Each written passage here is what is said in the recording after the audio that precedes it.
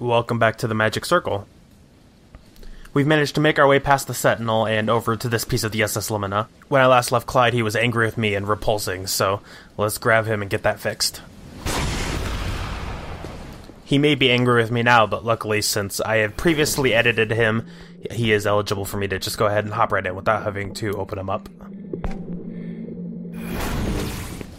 Like I had said previously, this area contains the two pieces that we'll need to go take down the Whirlybirds and the Sky Bastard. One of them is behind the quarantine, and the other one is, in fact, a Whirlybird who is stuck in the hangar. Before we go take on the Whirlybird, I'm just going to show off that this Securitron does not mess around. This will require an assistant in the form of a unfortunate nearby Cyber Rat.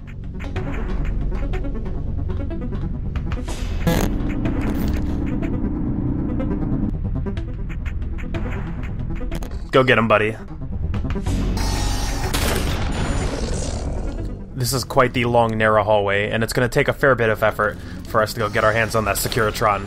So for now, I'm going to leave our Deadside Rat sealed in quarantine, and let's go head over to see what's going on in the Whirlybird hangar.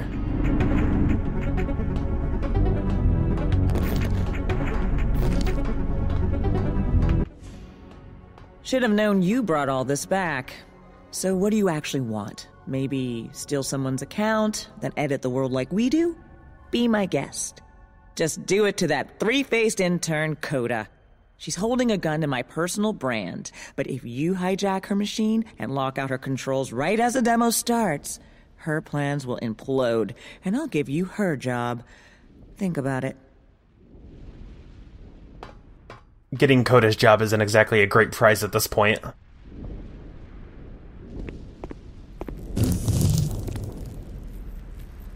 I think I'm gonna call on our new friend, the Sentinel.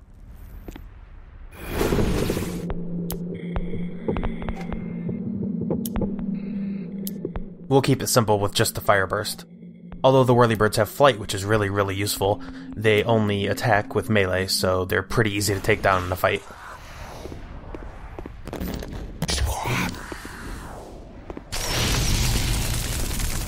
Don't let the Sentinel confuse you, he is actually doing damage to the Whirlybird here. Can't quite take him down in one hit, so we'll bring him back for round 2. Easy as that. Thanks, buddy. You served your purpose, and now it's time to strip you bare.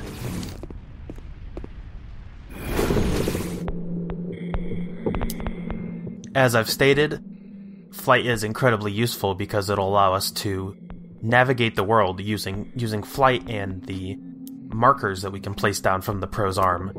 We can basically hop on an ally and fly him around the world, climbing over rocks and climbing up on top of the world geometry. And since we're here, let's make this Whirlybird our friend. Oh, isn't he adorable?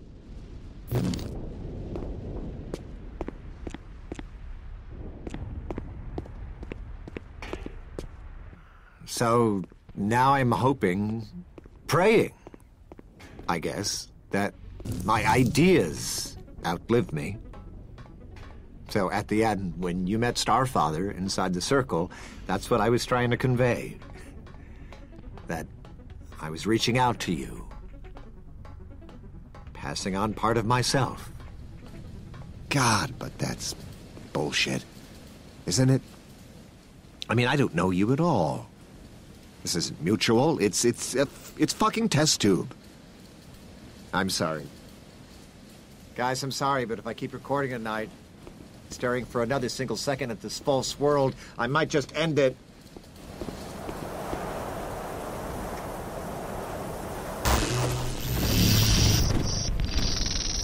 Now that I have the ability to fly, I'm going to circle back here and cross the lava pit.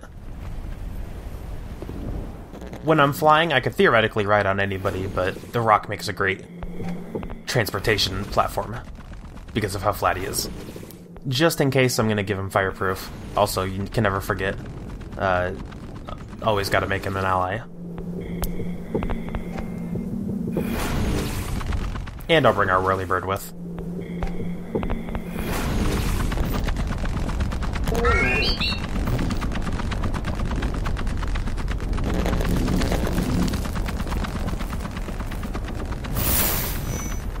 Over on this side of the lava flow, we have yet another piece of the SS Limina. Everything in this section of the ship is totally not necessary for beating the game, although some of the most fun abilities are going to be over here. For example, teleportation. Totally not necessary, totally a ton of fun.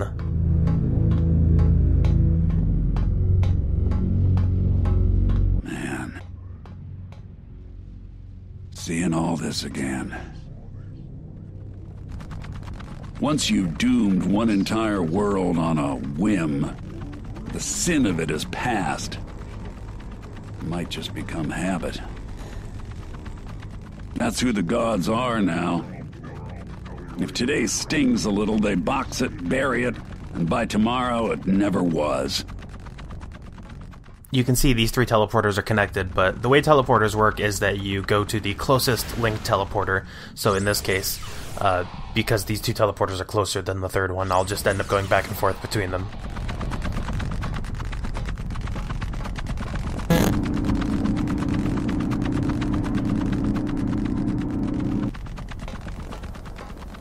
Hello, it's Saxon from HR. If I sound weird, it's because I'm on a laptop.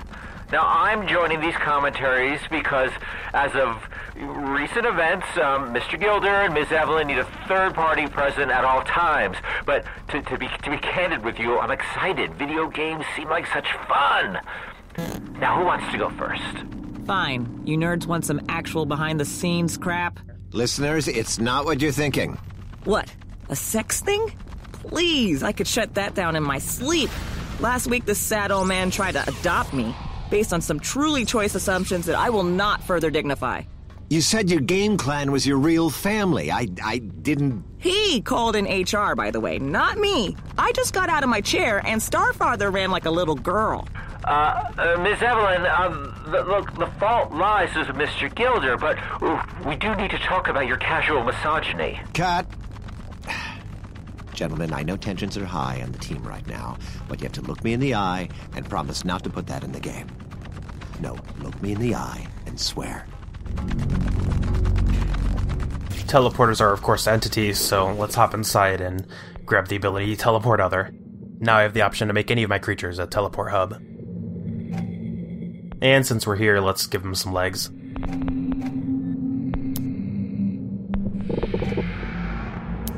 Welcome to the team, little guy.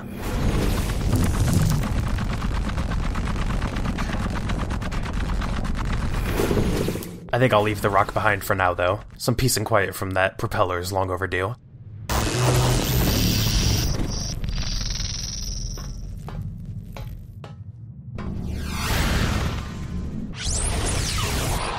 So originally, the tractor beam was meant to safely guide in the spacecraft of any player not currently controlling the Pro, but then our design intern Maze here pointed out that you guys would have expected playable vehicles. I told him, it's about precedent. It makes no sense to hoof it through miles of space station when you can jump in a shuttle and just hop from airlock to airlock. And from a multiplayer POV, think of the strategies that shake out of having one of your buddies in an armed spacecraft just outside. Oh, thank God. Whirlybird, come here. Here, take this lightning rod. Yes. So, as I'm sure you players know by now, I had to write it in that the shuttles only work for station personnel. And actually, before we ship, we still need to meet on what to do with the tractor bot. I can schedule it. Super happy to keep advising you. I'll call you about that. I'm sure I'll remember this. After that unexpected encounter, we now have our hands on the tractor bot, and with him comes the ability Tractor Beam, which allows me to pull enemies towards me. As one can imagine, this is not a, strictly speaking, necessary ability, and in fact it's kind of tucked away over here in the teleport lab, but we'll find some use out of it, I'm sure. And we'll bring the tractor bot with us, why not?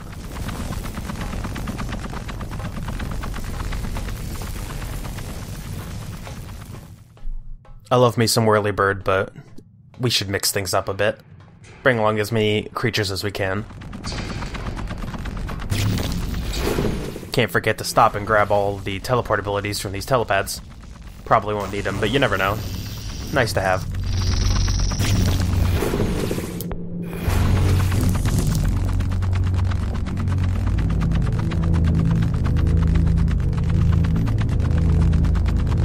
Now that we have the ability to teleport ourselves, I can actually think of a friend that we're leaving behind.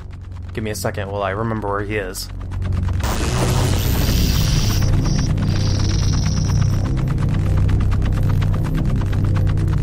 I know it's around here somewhere.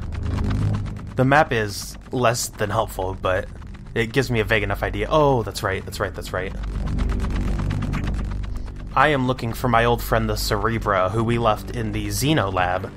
Luckily for me, I managed to leave the Flamer and the Doorbot back behind, which was a pretty good indicator of where I'm supposed to be going. As I recall, there was also a glitched entity, so we'll grab that and get a little bit more dialogue.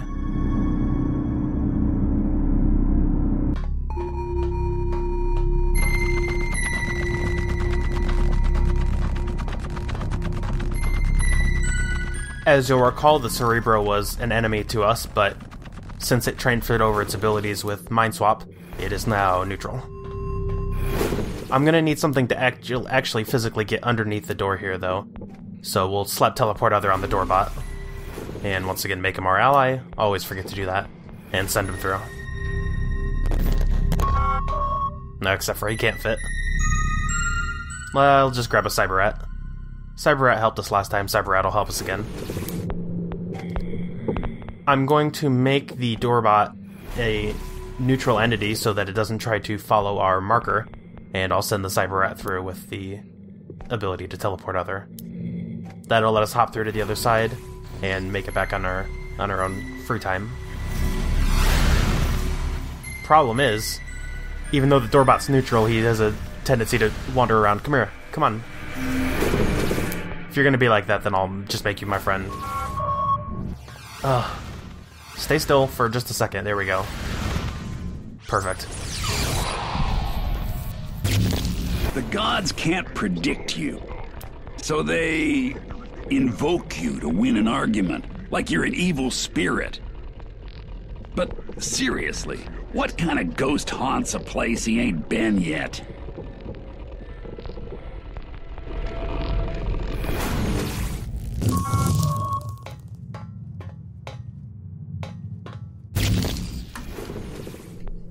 And now we have the Cerebra. Again, since he had mind-swapped himself out with a dead corpse, there's nothing on him, but just another creature to add to our ever-growing pile of allies. Whoops. He was following the marker, which led him to the Cyberrat, which led him to the teleport over to the Doorbot. Unintended, but kind of an interesting interaction there. We've gotten our use out of the Cyberrat and the Doorbot, so we'll strip them bare and keep moving. Now that we have the tractor beam, I think it's finally time to go free the Mushroom Wizard. I think you see where this is going, but in order to make it happen, I think we're going to need our closest ally. Hey there, Clyde. Again, the only reason I'm doing it this way as opposed to the quote-unquote intended way is because there's really no other use for tractor beam. And this is probably, in fact, the best use for it, so... Since I made Clyde an enemy of the key, he was able to use tractor beam to pull it over, so now we can go free the wizard from Nadir's prison.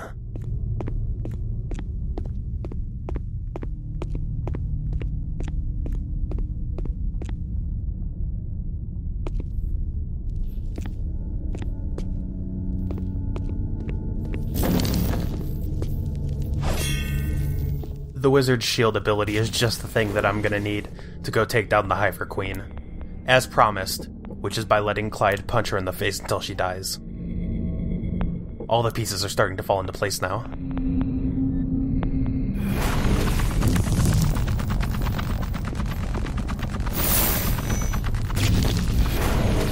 Coda, I'm going home. I may have fallen asleep in the lounge. Are you still working on the demo? I need finished-looking assets, and there's a whole deleted folder under colored sci-fi, but it's source-locked by you and Maze. Would you mind restoring them? Coda, that was the past.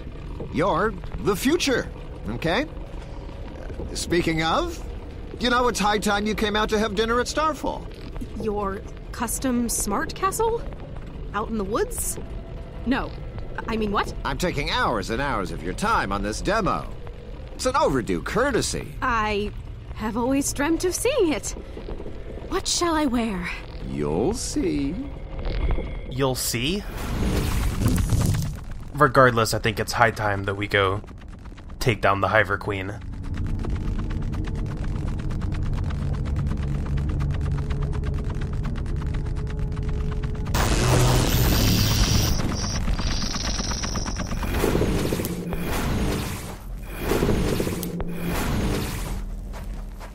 Okay, really swell into each one.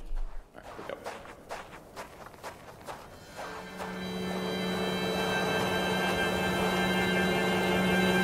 Whoa, hey buddy. For some reason I had thought that I had already taken down all the Hivers, but it appears there's still a couple lurking around, so...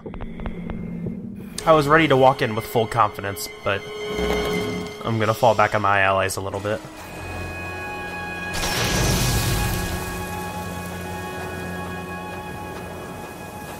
Yeah, okay, let's try it again. Attack was off and a few other things.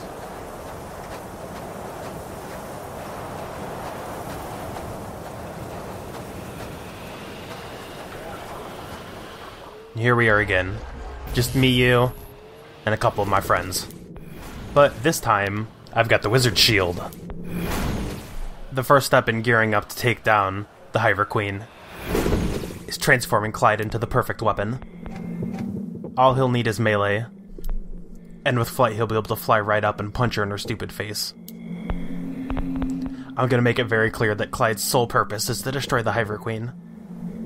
You may remember that I've been holding on to my upgrades. I think now's the time to max out. He's perfect. Whoa, come on, buddy. I know you're really excited, but we're not quite ready yet. Making him hate the Hiver Queen had that effect where he went straight at her instead of waiting for me to get attacked. Now, the Key is an entity. Where Clyde and the Key were once enemies, they're now going to be allies.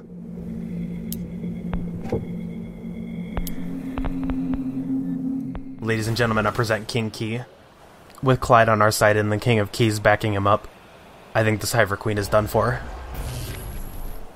Let me get Clyde back into action. Before that, I'm going to throw the Key over so that he can properly shield Clyde as he's making his attack. No, not me, Clyde, there we go. Wait, go, well, that wasn't quite right, and now the Key is going to attack. Let's get... Okay. I've got Clyde, I've got the Key. I'm out of juice, so I'm going to have to warp back real quick and grab that. So I'm going to have to take away the Hiver Queen enemy trait from Clyde so that he doesn't go charging right at her. And we're going to have to set this up a little bit better. Using waypoints, I'm able to get them both in position-ish.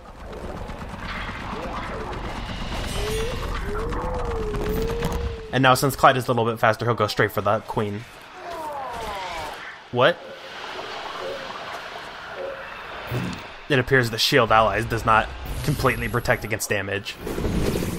I was hoping to not have to resort to this, but I guess we're gonna have to take Clyde back down to the form that he's most comfortable.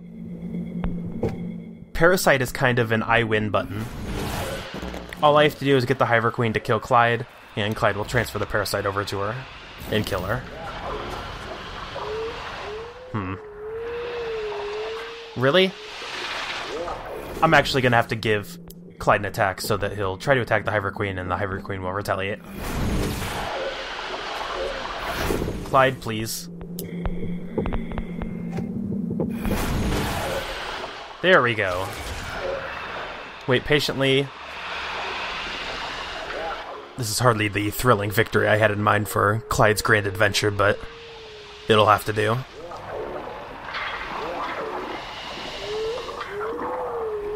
And just like that, exactly as promised, perfectly delivered to the number, Clyde has defeated the Hiver Queen single-handedly, all by himself. Now that the Hiver Queen is dead, we have Groupthink, which is a fun ability. We're gonna get some good use out of this one. And since we're here, let's actually show off what the Hiver Queen looks like with some of the abilities that we can give her. We'll make her an ally. Again, the Hiver Queen can't move around, but we can give her different powers. And there's really not much use to giving her powers other than seeing what she looks like.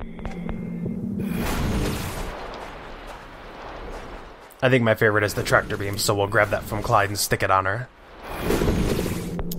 And give her a little tractor beam face.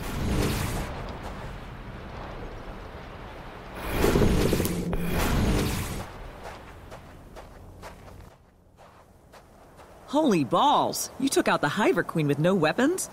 Shows a fine killer instinct. You remind me of me. I feel compelled to reward you somehow, but minus any systems, all that's left is story. Huh. Tell you what, I'll pass on to you the only story that a game should ever need. Back before time was a thing, there were these two cavemen. Or women, whatever. I'm just gonna pronoun at random. I call these two Frag and Brag. Newbies think I keep those names on my knuckles like a lifestyle, like I believe in both. Negative. No, sir.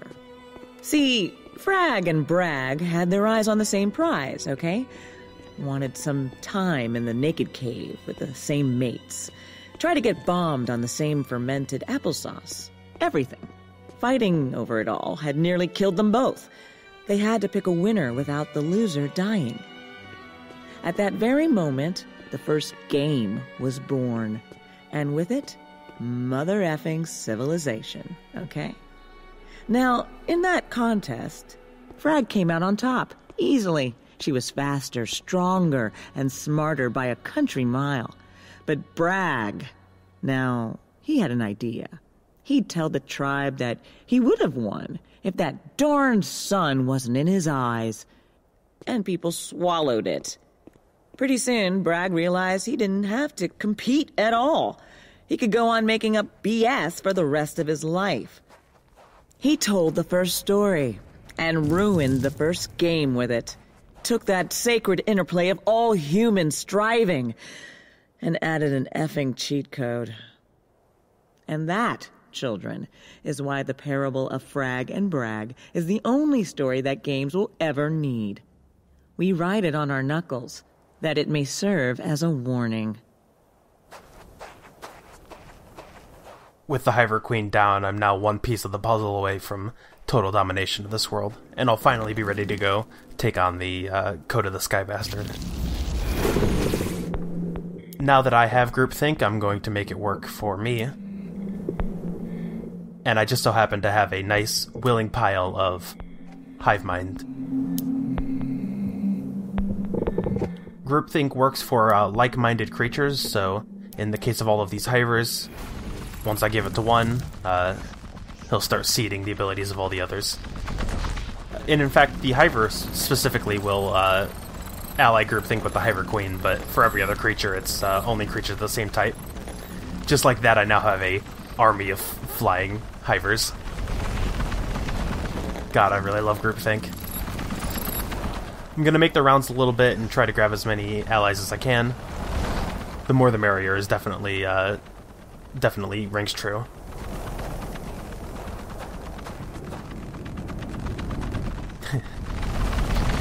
Hiver Queen gets a little propeller.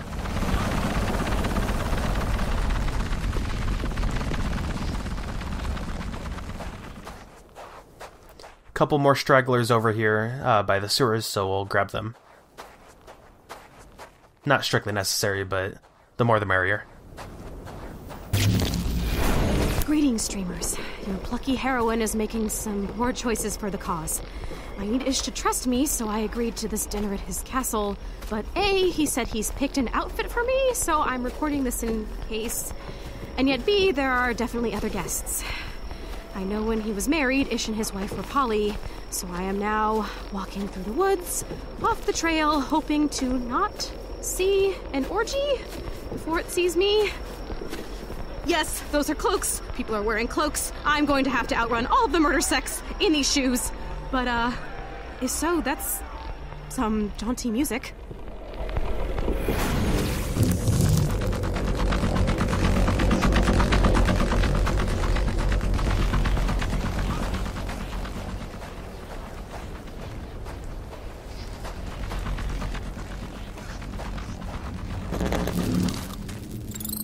As you can see, Groupthink has a range, although it's fairly generous.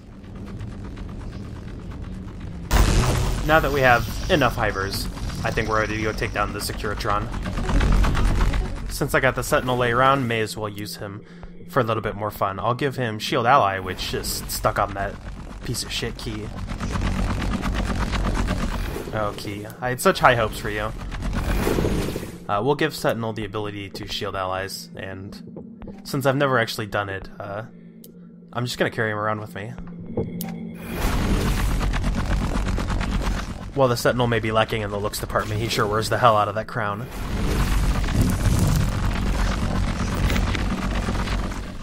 Let's go, buddy. We've got a Securitron to take down. The name of the game is going to be Brute Force here.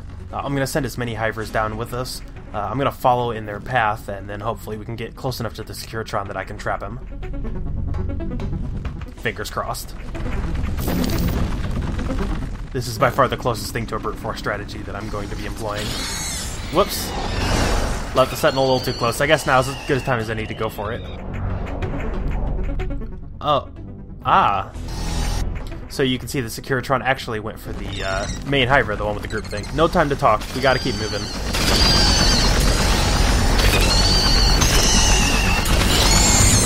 And just like that, the Securitron is ours. But more importantly, the Railgun is ours. Railgun plus Groupthink makes for some great possibilities.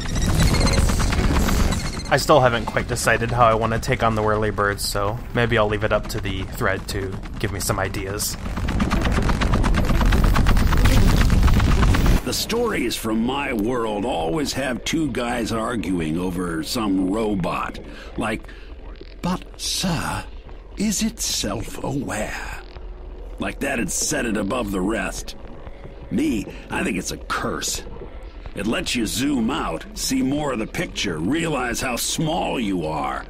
And at first you laugh, right? Finally you're in on the joke. But boy, if you keep zooming out, you sure as shit stop laughing. You'd give anything to turn it off. Mainly I just try to stay drunk. So we have the magic circle, the boundary between the game world and the player world. But what exists outside of that? The developers, the people who are responsible for fostering that interaction? And what's outside that? What motivates someone to make something? What motivates someone to spend countless hours putting together a game world like this in order for us to play it? Is it simply money? A desire, a creative desire to make something? An expression of childhood fantasies. Perhaps you grew up playing games and now want to get in on the action. I think at the end of the day, there's no great way of knowing why we do the things that we do, least of all making games.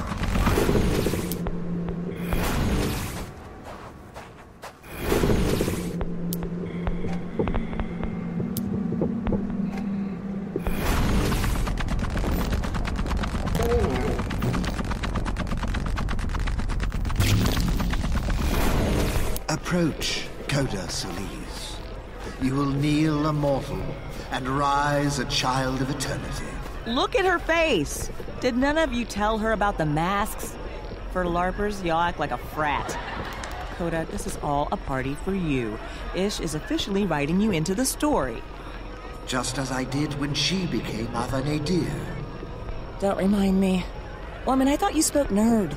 You did concept art of me? This spectacular cosplay armor is mine? Of course. You are one of us now. Also, it comes with a pretty sweet crown. But I have to finish the demo. You have 70-something hours. That's a game dev year. Stick around. I heard there's supposed to be an orgy.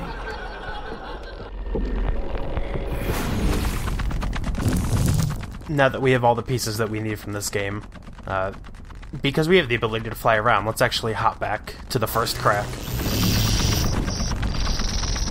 Those of you with great memories will remember that there were a couple of changelogs sitting around, so I'll take the long flight over to it. Because of the way that beacons work, creatures will try to travel from the first beacon that you place to the second beacon in that order. So in order to cut down on that time and cut the corner, you have to cancel out the first beacon and then replace it. This beacon was actually attainable before, just by walking around, but I think it's a bit easier to get to while flying.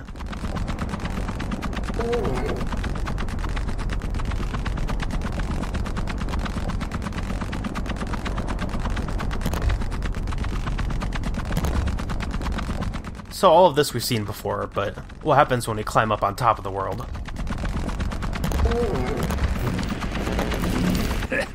Naughty, naughty.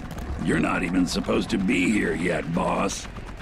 That's a damn good sign.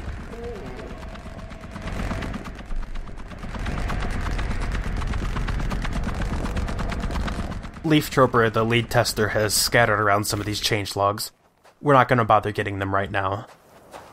First, we're going to do a little bit of experimentation. The simple way is to stick flight and the railgun on the rock and fly them up and take down the whirlybirds. As you'll remember, whirlybirds are melee only, so that's pretty simple. I'd like to think that we're a little more elegant than that, so let's do some messing around before we head up there for good.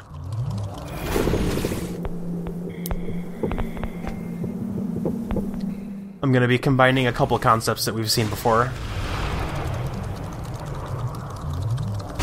Repulsor to get in the air, float to stay up there, and Clyde becomes a human turret.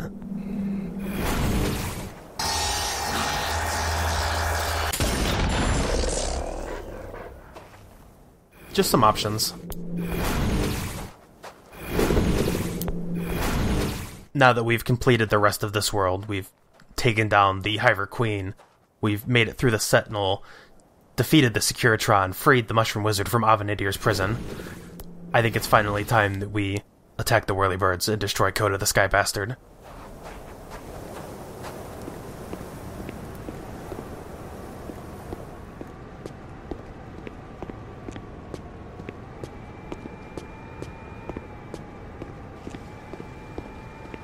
Do some brainstorming, let's figure out what we want to do next, and I'll see you guys for the final episode.